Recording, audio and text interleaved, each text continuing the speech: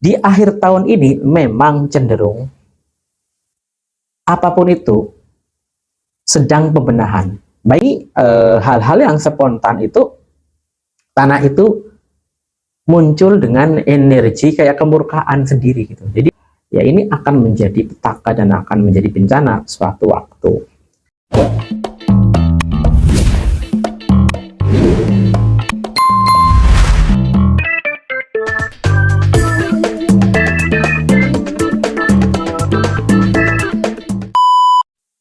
Assalamualaikum warahmatullahi wabarakatuh. Salam misteri. Para sahabatku semua, di akhir tahun ini memang kita semua harus lebih bisa mengendalikan diri dari pikiran, dari hati, dari jiwa kita. Dan dari langkah kita juga, setiap kita melangkah harus serba hati-hati. Itu pun di akhir tahun ini dan tahun-tahun yang berikutnya kita harus lebih waspada dan bisa harus mengontrol diri. Dan apalagi di akhir tahun ini memang cenderung apapun itu sedang pembenahan, baik dalam kehidupan sehari-hari, dalam pemerintahan, dalam semesta, yaitu keterkaitannya dengan alam raya. Dan alam raya atau semesta ini memang di akhir tahun ini memang cenderung sedang bebenah, masih memerlukan perbaikan. Dan ini juga terkait dengan kehidupan pola unsur pikiran hati manusia yang sedang banyak penurunan energi positif.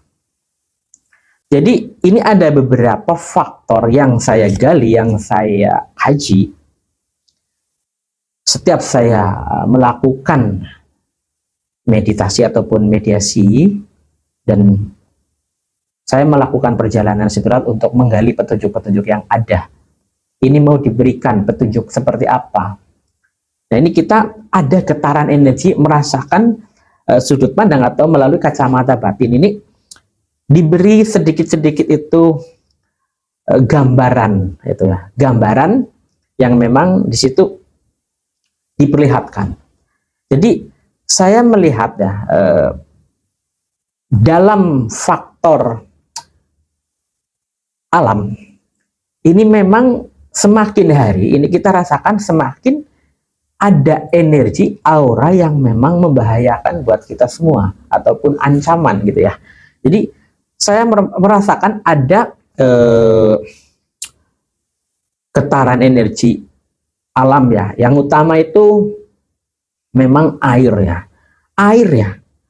Energi air ini yang mendominasi di akhir tahun ini semakin besar. Semakin saya kaji, semakin saya dalami ini, energi air ini muncul besar banget. Nah, ini bisa berarti memang cenderung ke arah banjir ataupun energi air laut itu meluap dengan besar.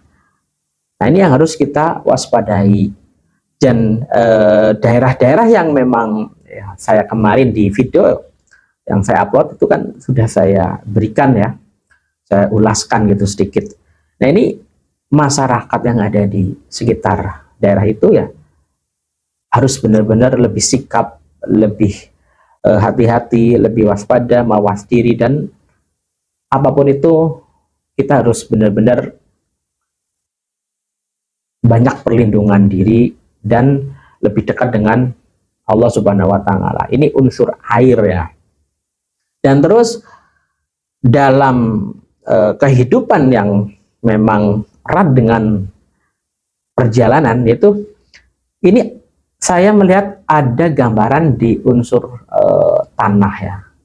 Tanah ini memang pastinya setiap tahun itu ada pergeseran. Namun di tahun ini ya, di tahun ini banyak mengalami hal-hal yang spontan itu, tanah itu muncul dengan energi kayak kemurkaan sendiri gitu. Jadi ini harus diwaspadai juga karena apa ya? Semua itu tergantung kepada manusia sendiri gitu ya, sumber daya manusianya itu bagaimana mereka-mereka ini ketika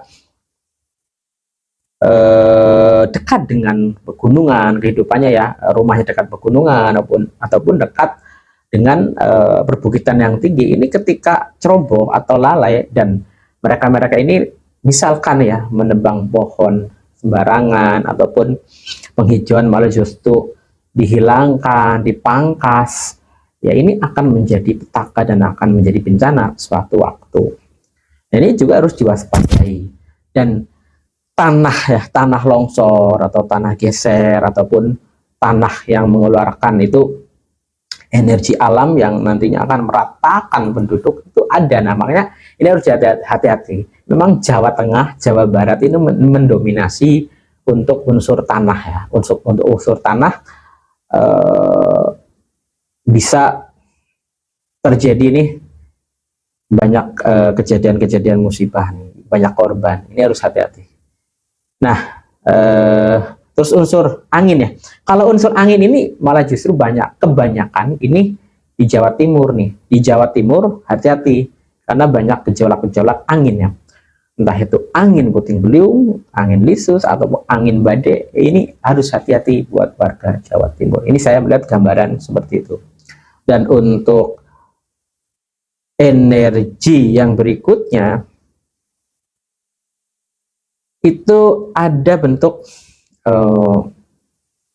pergerakan ya, pergerakan alam. Ini memang keterkaitannya dengan unsur elemen api gitu ya. Ada sedikit, nah, api ini memang keterkaitannya dengan seperti kebakaran ya, terus gunung meletus. Nah ini kan keterkaitannya itu dengan api yang akhirnya nanti bisa membakar hutan atau membakar benda-benda yang lainnya. Nah ini kita waspada ini di area gunung-gunung, itu di Sumatera, di NTT, terus di Jawa Barat nih ya. Jawa Barat juga harus diwaspadai ini masalah gunung ya, karena nantinya itu akan ada pergerakan yang jelas. Nah, ini dari api ya. Nah dari transportasi saya mengulangi lagi, ini saya mendapatkan ya petunjuk-petunjuk yang memang di situ ada gambaran yang sangat mengerikan. Ini mudah-mudahan jangan sampai terjadi. Kita semua itu terlindungi. Ini tol Cipali, tol Cikampek, tol Cipularang, terus jalan Pantura. Ini harus hati-hati karena ada pergerakan juga eksistensi makhluk-makhluk astral itu ketika akhir tahun ini. Mereka itu berlomba-lomba untuk cenderung mempengaruhi jiwa dan pikiran manusia. Karena apa? Karena mereka juga minta teman atau orang-orang yang memang lalai, orang-orang yang tidak kontrol, orang-orang yang sedang memiliki gangguan-gangguan pikiran yang tidak baik ataupun tidak terkendali, ini mudah ditarik dan untuk dipengaruhi dan dikendalikan akhirnya menjadi petaka. Nah ini harus hati-hati karena makhluk astral ini memang sedang melakukan pergerakan ya ke dalam jiwa manusia. Mereka itu butuh teman, butuh prajurit, ibaratnya kalau di istana kerajaan mereka tuh butuh pasukan-pasukan yang memang di sana itu akan jadi anak buahnya. Nah, ini nantinya kan terbentuk seperti apa ya kecelakaannya. Nah itu beruntun.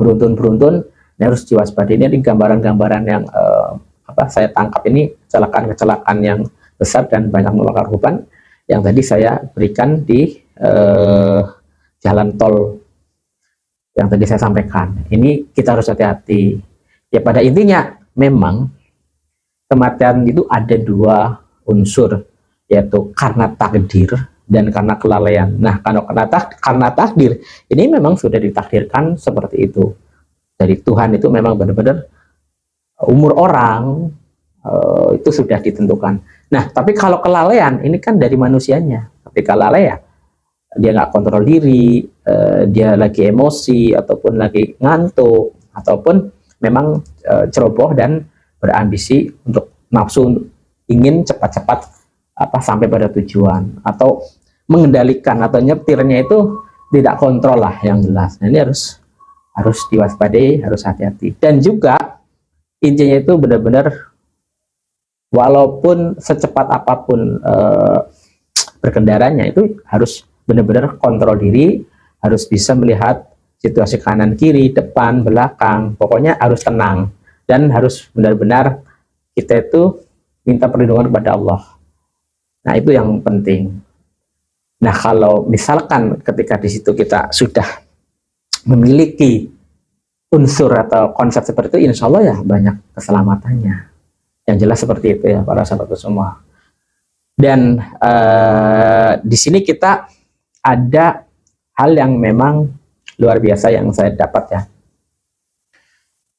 Nanti pada masa awal tahun, ya di awal tahun 2026 ini harus benar-benar kita siapkan mental. Kenapa? Masih banyak tantangan, masih banyak bencana, banyak musibah, dan banyak memakan korban. Ini dari malam tahun baru, terus Januari, Februari, ini juga benar-benar harus hati-hati. Karena apa? Ini akan banyak gejolak juga, terus dalam kehidupan umat manusia juga banyak mengalami polemik, banyak mengalami hal-hal yang memang nantinya itu panas gitu ya. Saya melihat itu ada energi lebih kepanas ya di tahun 2026. Namun di tahun 2026 ini memang nantinya ada pergerakan untuk unsur positif ya, untuk unsur positif walaupun banyak tantangan, tapi unsur positif dalam kerezekian, dalam bentuk kemuliaan ataupun pekerjaan kayak gitu ya. Intinya tuh usaha apapun itu orang-orang ini ada peningkatan, tapi tidak yang melejit banget ya. Jadi ada peningkatan dan beda lah ya dibandingkan dengan di tahun 2025. Nah, ini harus kita tuh siapkan semuanya. Jadi di tahun 2026 nanti akan menghadapi banyak lebih tantangan ya, banyak lebih tantangan dan rintangan. Namun di situ ada energi positif yang melekat dan ada banyak perkembangan yang ada. Nah, sekarang kita harus mempersiapkan diri untuk semuanya. Dan jika nanti ada hal-hal yang memang spontan yang akan terjadi di diri kita ataupun di belahan masyarakat, ya kita harus siap karena segala sesuatu itu sudah menjadi garis dan takdir. Itu yang saya percaya dan saya yakini seperti itu. Walaupun ini saya sering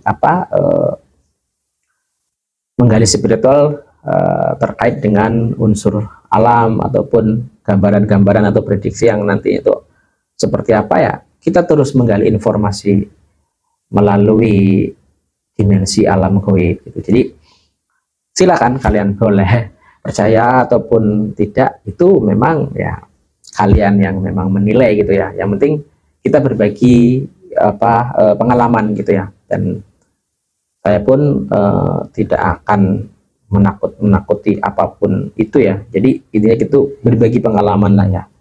Tapi kita harus benar-benar mohon kepada Allah supaya hal itu pun yang tadi saya sampaikan, yang tadi saya gali itu tidak akan yang terjadi.